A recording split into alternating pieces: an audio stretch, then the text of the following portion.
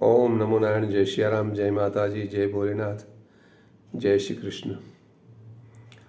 आज 26वीं जनवरी है और पूरे दिन आज समय नहीं मिला था, तो सोचा रात का लगभग 12:30 बजने को है, तो मैंने सोचा चलो एक सत्संग का वीडियो हो जाए। तो दोपहर को लिखा था थोड़ा। तो मनुष्य जो सबसे बड़ा बुद्धिशाली प्राणी है, भगवान ने जगत में जीव बहुत से प्रकार के बनाए हैं, जिनमें जो जीव बनाए हैं वो कैसे बनाए हैं, क्यों बनाए हैं और वो उनकी सोच क्या है, वो विज्ञान भी नहीं संशोधन कर सकता। फिर भी मनुष्य की सोच सबसे ज़्यादा है, ये तो सबको मालूम और पक्का है। तो जितने मनुष्य के सिवा जितने ज़्यादातर जीव हैं, उनको 3 बातों का ही ज्ञान होगा। और कई ऐसे भी है, जैसे कुत्ता है, कोई पोपट है, कोई बंदर है, वो लगभग हमारे से लगभग 75% कम, लगभग 25% तो उनका ज्ञान होगा ही होगा, ऐसा हमें महसूस होता है। क्योंकि हम देखते हैं, उनको ट्रेन करते हैं, वो तो हो जाते हैं। तो उनके समाज में ये ट्रेनिंग नहीं है, इसलिए वो ज़्यादा नहीं होते इतने ज्ञानी बुद्धिमान। लेकिन इनमें भक्ति नहीं डाली जा सकती। फिर भी कई ऐसा आत्मा होते हैं, तो लगता है या जीवात्मा कोई भक्ति करती है। हम देखते हैं कई प्राणी हैं, कई पक्षियों हैं, और कोई उनका ऐसा हमको दिखाई जाता है कि ये कुछ कर रहे हैं भजन के लिए। तो उनकी माया ईश्वर की माया है, हम कोई जान नहीं सकते। हम कितनी भी हमारी बुद्धि दौड़ा लें, लेकिन हम नहीं जान सकते। लेकिन हम मनुष्य है, इतना तो जानते हैं कि भगवान ने हमको जीवन दिया है, तो क्यों दिया है। आजकल सुर्खियों में मेरे नाम से ही धीरेन्द्रपुरी में हूँ, तो धीरेन्द्र महाराज है जो सुर्खियों में है अभी बहुत सारी, कि भाई पहले से बात जान जाता है। होता है, हमारे जीवन में भी होता है, लेकिन थोड़ा कम होता है, और ये पूरा होता है उनके पास। तो सबके पास शक्तियाँ पड़ी है, लेकिन किसी ने जगाई हुई है, किसी ने नहीं जगाई हुई है। लेकिन ये शक्ति जागने से और ऐसा देखने से एक तो अनुमान होता है, कुछ तो है, ऐसा तो सबको होगा। क्योंकि जो भगवान से नज़दीक है उन्हें तो कोई प्रॉब्लम नहीं है, लेकिन आस्था के विजय जो विषय है, वो विषय से यह तो प्रमाणित होता है कि भाई कुछ तो है, हमारे पीछे कुछ है, और वो कुछ है जो है वो है भगवान है। भगवान नहीं होते तो हम भी नहीं होते, हम बोल भी नहीं सकते, हम कुछ कर ही नहीं सकते।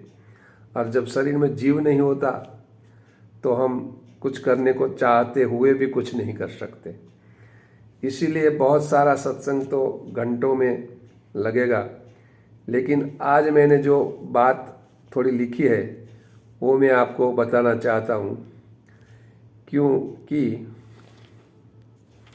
ये मैंने साखी टाइप लिखा है। जैसे धीरे धीरे आवाज़ ठीक हो रही है भगवान की कृपा से। जीवन मिला तो क्या हुआ, दानड़ा कीड़ी मकोड़। जीवन मिला तो क्या हुआ, दानड़ा कीड़ी मकोड़। रात दिन के खान पीरन में खो दे शरीर तन तोड़। दानड़ा खो दे शरीर तन तोड़। यहाँ गाने का कोई बहुत महत्व मैं नहीं रखता, मैं शब्दों का महत्व रखता हूँ।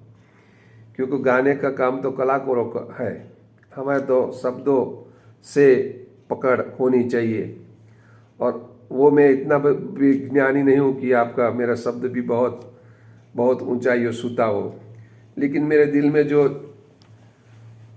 भगवान थोड़ी बहुत बातें रखते हैं तो मैं आपसे बात करने आ जाता हूँ। तो इसमें मेरे कहने का मतलब है कि जीवन जीने से क्या हुआ, अगर जीवन मिला भी है तो क्या हुआ। आए, खाए पिए, अपने परिवार का विकास किया और चल बसे। तो वैसे तो ये कीड़ी मकोड़ धानड़ा का दूसरा मतलब धनेरा भी गुजराती में धनेरा कहते हैं। मेरे जो अनाज है उनमें धनेरा पड़ता है, वो भी होता है। तो मेरे नाम का मतलब वहाँ भी रख दिया है। हम भी तो धनेरा ही है, हम भी तो अनाज खा के जीते हैं। तो धानड़ा जैसे कीड़ी मकोड़, उनका काम क्या है, उनका दूसरा कोई काम ही नहीं, रात दिन।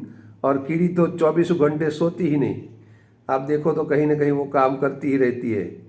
और पूरे जीवन जितना भी उनका दिया हुआ है भगवान ने, तो पूरे दिन दौड़ दौड़ के अपना शरीर सब खाने पीने और दौड़ में लगा देती है। तो इनसे कोई जीवन का मतलब नहीं है, लेकिन इनके पास इतनी बुद्धि है, इसलिए इनको कोई दोष नहीं देना चाहिए। दोष उनमें से जो देना चाहिए हमें, उसमें से बोध लेके हमें देना चाहिए, क्योंकि हम बोध नहीं लेते। क्यों बोध नहीं लेते कि हम देखते हैं हमारे सामने कि भाई ये तो जीवन चला जाएगा, कोई भी किसी का वो हो, लेकिन जीवन तो जाने वाला है, जीवन रहने वाला नहीं।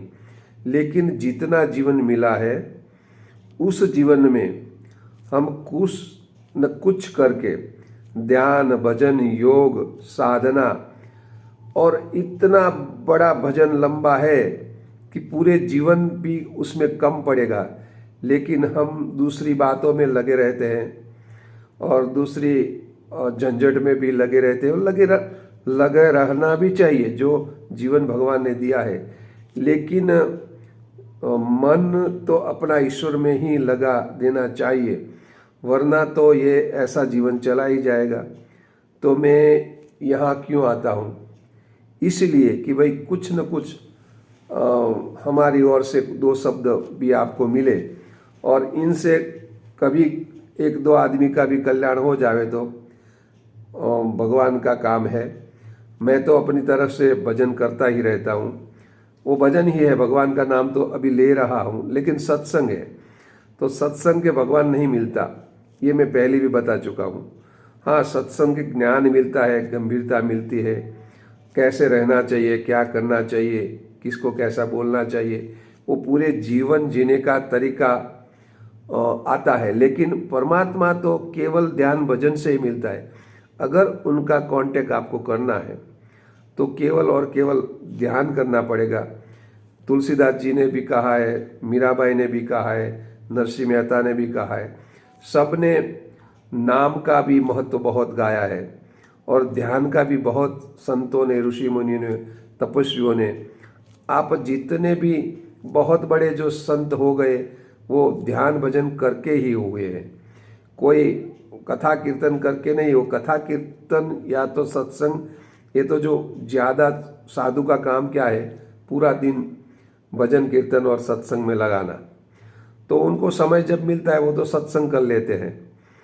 आपको समय मिले तो आप अपना घर परिवार का काम करते हैं, करना चाहिए।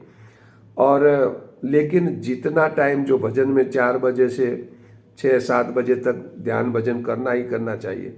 हम अभी जागते हैं तो आपको तो मैं बोलूँगा, सत मानो या ना मानो, मैं पूरी रात जागता ही रहता हूँ।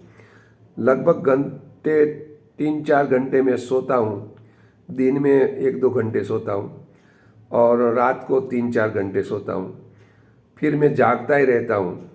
और जाग के भी भजन करने का प्रकार अनेक प्रकार से, आप बैठ के भी कर सकते हैं, ध्यान लगा सकते हैं। लेकिन जब जैसे ड्राइविंग करते हैं हम, तो पहले सीखने के लिए बहुत उनमें वो रखनी पड़ती है, गंभीरता रखनी पड़ती है, बैठना चाहिए।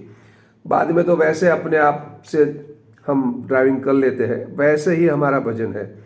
तो हम जब जहाँ जिस भी तरक, जिस भी समय जहाँ भी बैठे तो हमारा ध्यान वहाँ ही लग जाएगा, परमात्मा के अंदर। तो आप बात करते हो न करते हो, हमें बुलाते हो न बुलाते हो, फिर भी हमारा ध्यान वहाँ लगता ही रहता है। इसी तरह मैं ये हमारी बड़ाई नहीं मार रहा हूँ, लेकिन मैं आपको बताना चाहता हूँ कि भजन कैसे करना चाहिए। देखो अभी तो सर्दी का मौसम है, फिर भी और सर्दी लगी है तो मुझे डॉक्टर ने दवाई दी है और रात को एक अलग गोली लेने को कहा है। तो इनसे मेरी आंखें में थोड़ा घेन जैसा लगता है, फिर भी मैं बोलता हूँ क्योंकि वो भी हमें शरीर में काम नहीं करता। और मैं सही बोल रहा हूँ, मेरे जो दांत के डॉक्टर है उन्होंने भी बोला था बापू आपको घेन का इंजेक्शन भी काम नहीं करता। तो ये तो भजन की कोई कृपा होगी, लेकिन वरना तो कभी सो गए होते। लेकिन साधु संत हैं तो पूरी रात जगते ही रहते हैं और भजन कीर्तन करते ही रहते हैं, और उनमें ज़्यादा समय जो उनको मिले तो आप जैसे जो पवित्र पुरुष है, जो हमारा सत्संग सुनते हैं, जो हमें समझने की कोशिश करते हैं। ठीक है, सभी को कोई आत्मा अच्छा नहीं लगता, चाहे भगवान भी हो, क्योंकि भगवान तो एक ही है। फिर भी कोई ये भगवान को मानता है, कोई ये भगवान को मानता है। अगर जो भगत होता है उनको तो सब भगवान एक लगना चाहिए ना, फिर भगवान को भी नहीं मानने वाला होता है। तो हम तो मनुष्य है, हमें कोई माने ना माने कोई फर्क नहीं पड़ना चाहिए। इसी तरह हमारे में भी गुण दोष है, हमारे में भी कुछ खामियां तो होगी जो हमें मालूम नहीं होती, जो आपको मालूम होगी। हम बोलने में भी कोई तकलीफ कर देंगे, वो आपको पता चलेगा, हमको नहीं चलेगा। हाँ, हमको चलेगा, लेकिन वो हम देखेंगे हमको तब चलेगा कि हमने यहाँ गलती कर दी है। लेकिन भूल हर मनुष्य की होती है, लेकिन ये भूल मत करना जो मैं आज लिखी है कि ऐसे ही अपना जीवन चला जाए कीड़ी मकोड़ की तरह और खाया पिया और बस चल बसे, तो इनसे ये आपको बहुत बड़ा नुकसान होने वाला है। क्योंकि ये जीवन परमात्मा की असीम कृपा से ही मिलता है, इनकी बहुत कृपा अपने पर होती है। तो मैंने एक दृश्य, एक वीडियो डाला था कि मनुष्य का ये शरीर है ना, वो छूटता है तो ये पंचभूतों का बना हुआ है। उसमें जो है वो बाद में मिट्टी में मिल जाएगा, पानी पानी में चले जाएगा, अग्नि अग्नि में समा जाएगी, जो कुछ है आकाश आकाश में, ऐसे पंचभूत जो है उसमें चला जाएगा। लेकिन जीवात्मा है, उनका कभी भी विसर्जन नहीं होता। लेकिन अब आपको ऐसा लगेगा जो साधु संत है उनकी तो समाधि होती है, तो कोई एक जगह पे उनको समाधि दे दिया जाएगा तो भाई उनकी जो पंचभूतों की राख है वो वहाँ पड़ी रहेगी। फिर भी समय जाने पर जब धरती में परिवर्तन आएगा तो वो राख, वो धूल न जाने उड़ के कहाँ चली जाएगी, कोई किसी को मालूम नहीं। और जो अग्नि संस्कार से मनुष्य का अंत होता है, उनकी तो तुरंत ही धूल कहीं न कहीं चली जाती है और ये कहीं और दूसरी जगह सर्जन होने लगती है। लेकिन आत्म तत्व है, मैं ऐसा समझता हूँ, मैं अपनी थोड़ी बुद्धि से, ज्ञान से या तो थोड़ी समझ से, कि भाई आत्मा को जहाँ जन्म लेता होना होता है वो वहाँ पहले से ही चला जाता है। इसीलिए तो कभी किसी की मृत्यु होती है तो वो इनके आजू बाजू भगवान वहाँ ले ही जाता है। आप कुछ भी करो, लेकिन एन केन प्रकारेण वो वहाँ उस दिन तो वहाँ चला ही जाता है। तो उनके आजू बाजू के विस्तार में ही उनका जरूर वहाँ उसका जन्म होना चाहिए। इसी तरह ये धूल जो है हमारी, वो तो कहीं भी चली जाती है और कहीं भी लग जाती है।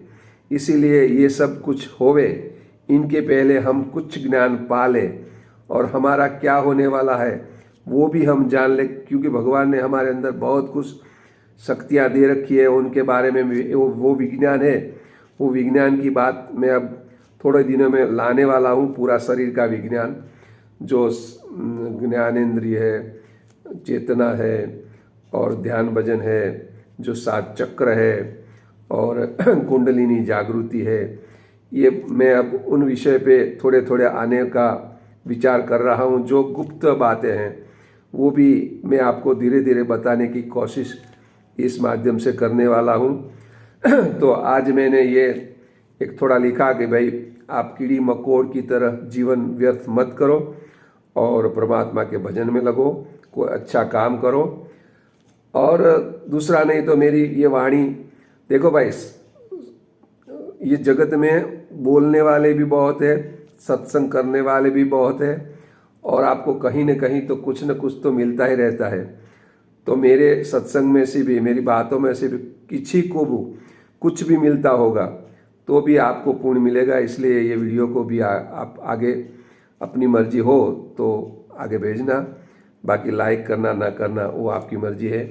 आपको पसंद ना आए तो आप ऐसा नहीं दे सकते लाइक, वो भी आपका हक बनता है। इसलिए अब मैं यहाँ से आपसे विदा लेता हूँ।